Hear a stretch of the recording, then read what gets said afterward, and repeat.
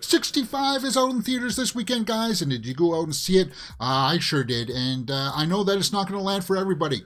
Was it a good movie?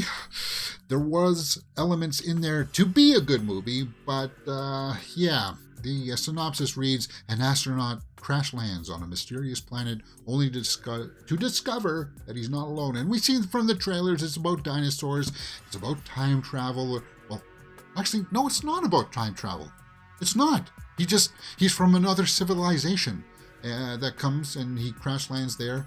And I don't know why they had to use that time travel bit, or like, as I said, it's not really time travel. It's kind of like, wow, hey, he just has cargo, people in cryo sleep.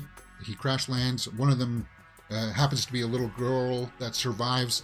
He goes out and finds her, and they got to get to an escape pod because the big asteroid that's going to kill all the dinosaurs is about to hit the planet. So they got to get off the planet and get to that escape pod. And that's pretty much what this movie is about. As I said, there's going to be some script issues in here that people are not going to like. You thought that it could be just kind of like a straightforward actioner where he's fighting a bunch of dinosaurs. And there is a bunch of that stuff. The dinosaurs in this are menacing, for sure. But it's for some people, I think it'll be starting off a little too slow because they try to build up a little bit of his backstory, like he had a daughter, and they'd be like, come on, man, just get to it. But the thing is that it's only like an hour and a half, guys, so the runtime moves rather quickly, and they need to establish that because when he does find this girl, it's kind of like, well, it just reminds him, of his past traumas, that he is a captain of these ships that has to leave like his family, and he left his daughter behind. So it makes it is his motivation to save her, right? And Adam Driver is not the problem with this movie. He acts like he's the highlight in this, I would tell you. And go see it because of Adam Driver. When he has it out that he's lost like that contact with his daughter, it's awesome. It's like, yeah, Adam Driver is a great actor. Now, what are people going to be complaining about in here? It's the girl. And it's, guys, I don't want to hear people coming to rag on her because of any like ethnicity issues or anything like that. They make some choices about her character in this. And I think that she's played as best as she could have been, but the directors and the story writers, the guys from The Quiet Place, made some just choices that boggled me.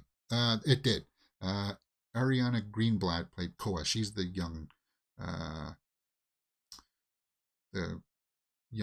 girl that survives, and she doesn't speak the same language as Adam Driver. So that's one of the struggles that they have, and I struggled as a viewer to try to comprehend why they did that.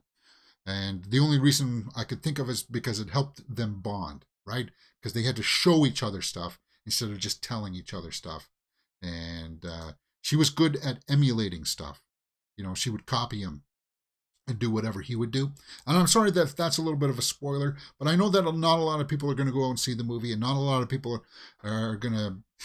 They're going to wait for streaming, and that's basically what I said. Wait for this on streaming, and I think then you'll find value in it. I just hope people don't come after her for like worst performance. Like, no, it wasn't that. It was script issues here, guys. And I heard that somewhere along the lines that this movie was supposed to be a different movie, and they had to do different things in pickups and reshoots to transform it. So I could see that there was, as I said in my initial reaction, yeah, there was inklings of a better movie in here. There was, for sure. The runtime really helps it. And based on that alone, guys, I would say go check it out from Adam Driver. The runtime. You want to see some dinosaurs eating or being scary, then yes, being very animalistic and stuff. It does have a bit of a tacked on third act. The third act is a huge mess. For sure, and that's where it's going to really take people be like, why are you doing that? Stop that. Just be smart about this kind of thing. That's what you're going to get with 65.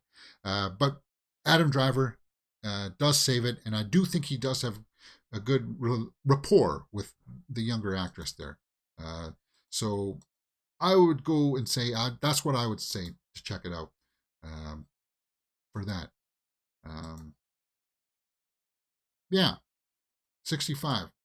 It's worth the while look if you can. Let's go over to the snapshot reviews and see what people are saying on the tomato meter.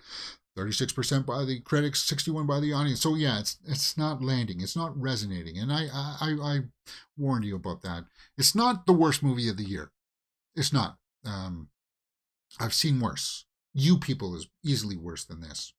So let's take a look at some of the snapshot reviews, see if I agree. From Real Reviews says, by keeping its goals limited, it's able to deliver what it promises, and that stands for something. I'll admit I was more entertained by the high concept of sci-fi adventure than half the films I've seen thus far in 2023. The concept is good, but it was in the execution, the directing really faltered on this one. CNN says, there's a reason such films have, in theatrical terms, been pushed to the brink of extinction, and 65 represents such an uninspired effort as to look like a fossil even before the credits roll. Yeah, Richard Roper didn't like it either. This gloomy, murky, and muddled sci-fi action semi-thriller takes a detour through B-movie lane, and in a film that isn't compelling enough to make for silly popcorn entertainment, but it isn't terrible enough to be labeled a disaster. Yeah.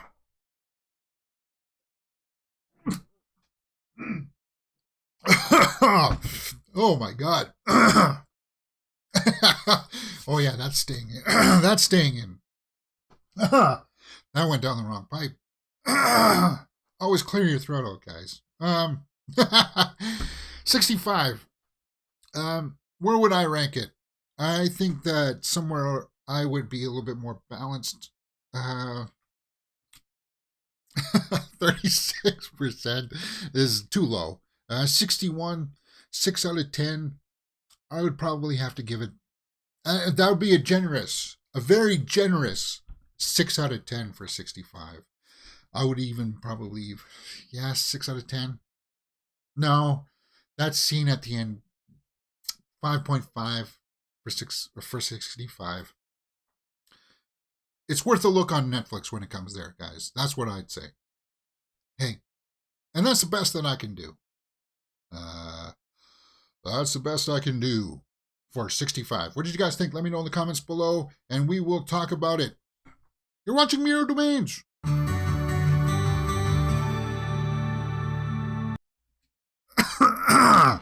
My tea went down the wrong pipe.